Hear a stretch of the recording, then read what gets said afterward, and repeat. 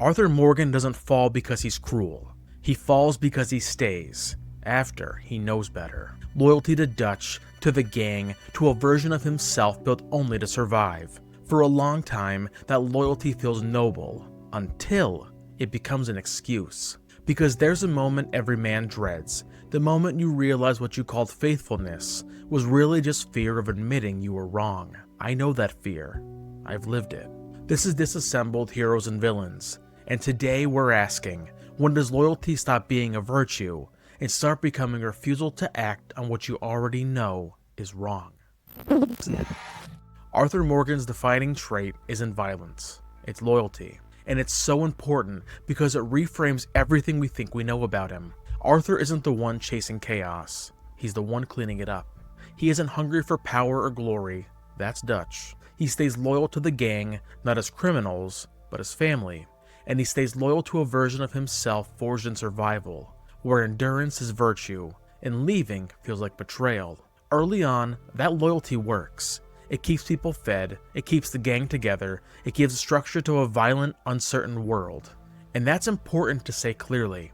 Arthur's loyalty begins as something that feels like duty, but slowly, almost imperceptibly, something shifts. The plans stop making sense, the promises get vaguer, the cost keeps rising, and the destination keeps moving. He questions Dutch, he hesitates when orders feel wrong, he warns him, quietly, respectfully, faithfully. You can hear it in his voice when he says, "Okay, Dutch," and you know he doesn't believe it anymore. Arthur isn't blind. He knows something is wrong, and still, he stays. Not because he doesn't see the truth, but because leaving would require becoming someone new. Leaving would mean admitting that years of suffering might not have been necessary. Leaving would mean asking a question Arthur isn't ready to face. What if everything I endured didn't make me righteous, just obedient? That's when loyalty becomes dangerous, because loyalty is only a virtue when it's tied to truth. When it isn't, it doesn't stay neutral. It becomes disobedience, not loud rebellion, not cruelty, not hatred. Disobedience to what you already know is right. There's a reason that scripture warns that wisdom isn't about endurance, it's about discernment. The prudent man sees danger and takes refuge. The foolish man keeps going and pays the price.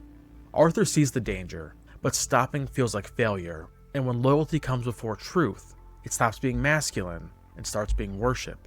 Because now loyalty isn't protecting people, it's protecting identity, it's protecting pride, it's protecting the lie that suffering must always mean purpose. Arthur doesn't lack a moral compass. What he lacks is permission to stop. Permission to walk away without believing it makes him weak. Permission to let something die without calling it betrayal. And that confusion between endurance and righteousness is what traps him. Because when a man believes staying is always noble, he'll keep walking straight into destruction, long after he knows better. Arthur's loyalty doesn't collapse all at once. It erodes. It erodes when questioning turns into hesitation, when hesitation turns into silence, and silence becomes permission for things to continue as they are. There's a moment when loyalty stops being protection and starts becoming participation. Not because Arthur becomes cruel, but because staying begins to cost more than leaving ever would. Dutch doesn't become a tyrant overnight. He becomes inconsistent, then defensive, then offended when anyone questions him. And Arthur sees it. He isn't blind to what's happening, but he never leaves. And that's where the shift happens, because there's a moment where loyalty stops being about belonging to a brotherhood you believe in and starts becoming participation in a system you feel obligated to prop up. Not because Arthur becomes cruel, but because staying starts to demand compromises he never agreed to, and leaving would require him to admit that the life he built no longer has a moral center. He isn't driven by ambition. He isn't chasing power or control. He's the man making the machine keep running. He's the one riding out in the rain to clean up somebody else's mess, then coming back to camp like it was normal. He handles the fallout after Dutch's decisions. He smooths things over. He takes on the most dangerous jobs so others don't have to. Not because he agrees with where things are going, but because someone has to keep it from falling apart. That's how it gets you.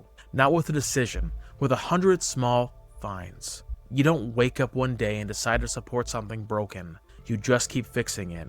Keep justifying the next compromise. Keep telling yourself you're preventing something worse. Until staying becomes less about belief and more about being trapped inside an identity you don't know how to shed. Arthur didn't stay because it was right. He stayed because leaving would mean admitting that everything he gave his life to was built on a foundation that no longer holds. That's a terrifying admission for any man. In the Bible, there's a king, Saul, who's commanded to destroy something completely, not because it's ugly, but because keeping even part of it alive would corrupt everything else. Saul hesitates, he spares pieces, he keeps what seems useful, and when confronted, he insists he meant well, but the verdict is brutal. Saul doesn't fall because he's wicked, he falls because he delays obedience, until obedience no longer costs him anything. That's Arthur's curse. He keeps calling delay loyalty until loyalty becomes disobedience. And that's the moment where I recognize myself. I stayed in my comic shop long after the truth was obvious.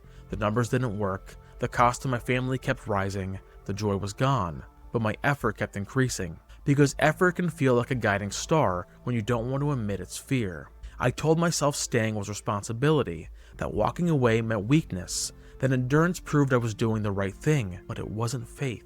It was fear of admitting I'd been wrong for too long. It's the same trap Arthur falls into, not because he lacks morality, but because he keeps extending mercy to a man who is actively choosing destruction. And mercy without truth isn't mercy, it's permission for the damage to continue. Forgiveness can't function where accountability is refused. Arthur doesn't suddenly become a villain, he just keeps choosing loyalty after loyalty has lost its moral anchor. And by the time he finally stops fixing the machine, it's already crushed him. Arthur doesn't collapse all at once. He coughs, he stumbles, his hands shake, his strength, once unquestionable, starts betraying him in small, humiliating ways. At first, it's easy to ignore. Men like Arthur are trained to push through pain, to treat weakness as temporary, as something you outwork. But this isn't fatigue, and it isn't age. The symptoms doesn't feel dramatic at first. There's no thunder, no music swell, just a quiet confirmation that something has been wrong for a long time, tuberculosis. And suddenly, everything clicks into place. This isn't random, it isn't bad luck, it isn't the world turning on him. Arthur spent his life using his physical strength to enforce someone else's will. Now that strength is being taken from him, piece by piece, and it's cruel. Arthur doesn't fall ill in a shootout, he doesn't get sick fighting the law, he isn't infected standing up for the gang, he contracts the disease collecting a debt, beating Thomas Downs, a sick man, a desperate man, a man with a family who can't pay. Arthur destroys a family for a few dollars because Dutch says it's necessary. And that act, that specific act of blind obedience, is what kills him. Not because Arthur is heartless, but because he never stopped to ask whether necessary was the same thing as right. The money barely mattered. Dutch never needed it. The gang wasn't saved by it, but the cost was permanent. Arthur realizes he can't fix his life. He can't undo what he's done. He can't go back and choose differently, but he can still choose how it ends. That's the terror of this moment, and the mercy hidden inside it. The truth doesn't arrive in time to save him, but it arrives in time to save someone else. That's the question Arthur is forced to face. What if truth doesn't come soon enough to rescue you, becomes just early enough to change what you leave behind? Arthur doesn't respond with excuses. He doesn't ask the world to understand him. He doesn't demand sympathy. He accepts what he is. And then, quietly, he chooses something different. No speeches, no self-pity, no rewriting history, just clarity. He starts seeing people instead of systems, consequences instead of plans, lives instead of loyalty. Scripture puts it plainly, teach us to number our days, that we may gain a heart of wisdom. Arthur starts numbering his days, and for the first time in his life, he stops asking how much longer he can endure, and starts asking what's still worth doing with the time he has left.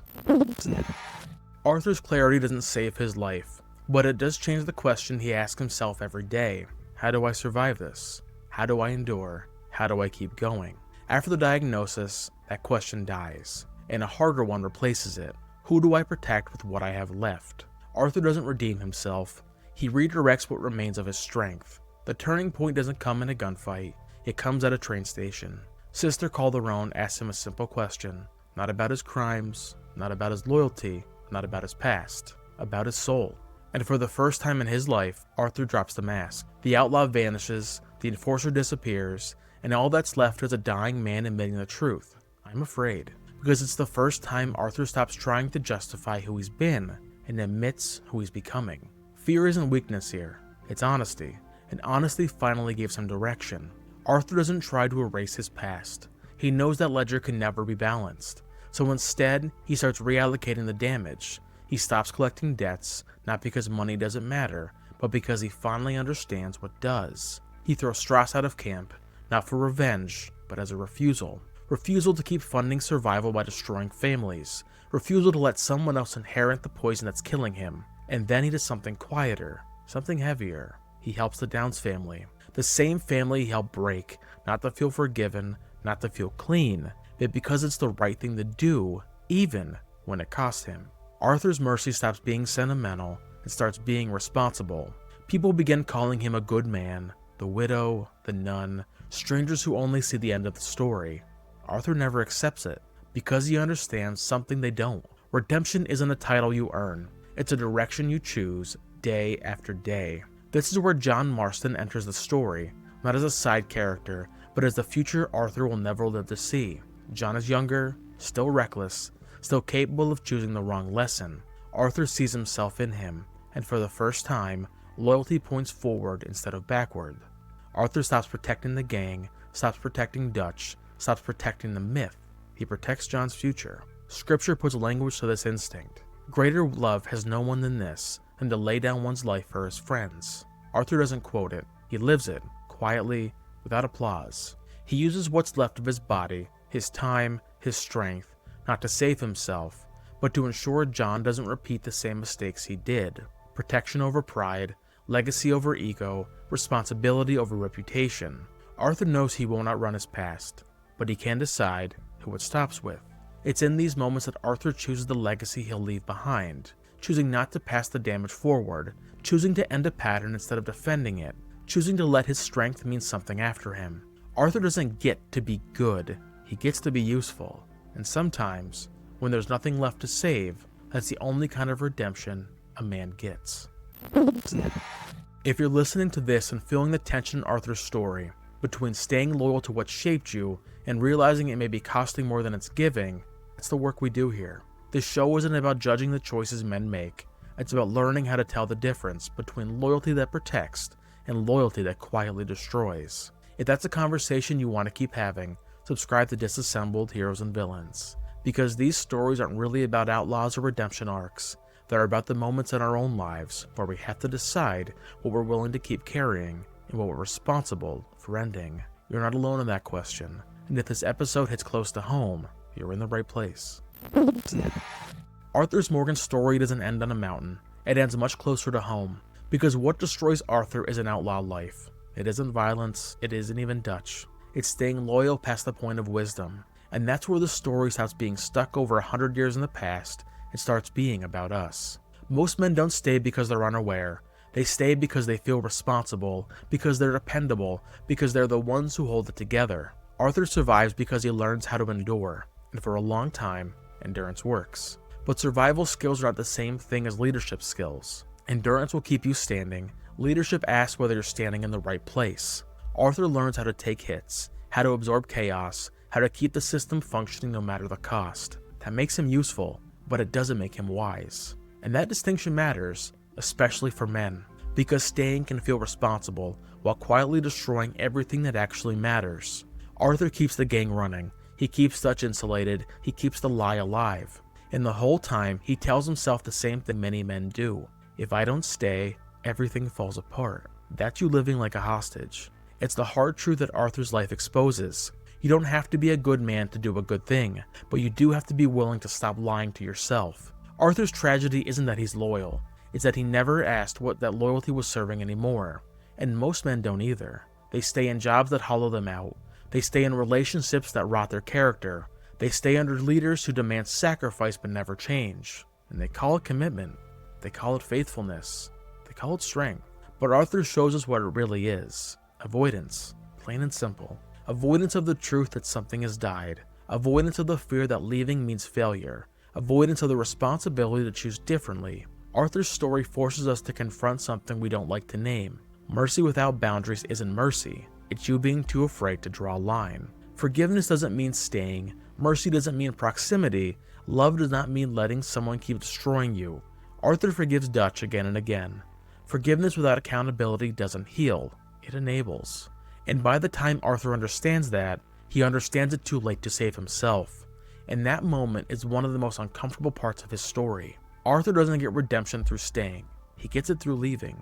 Leaving the myth, leaving the lie, leaving the idea that endurance is the same thing as virtue.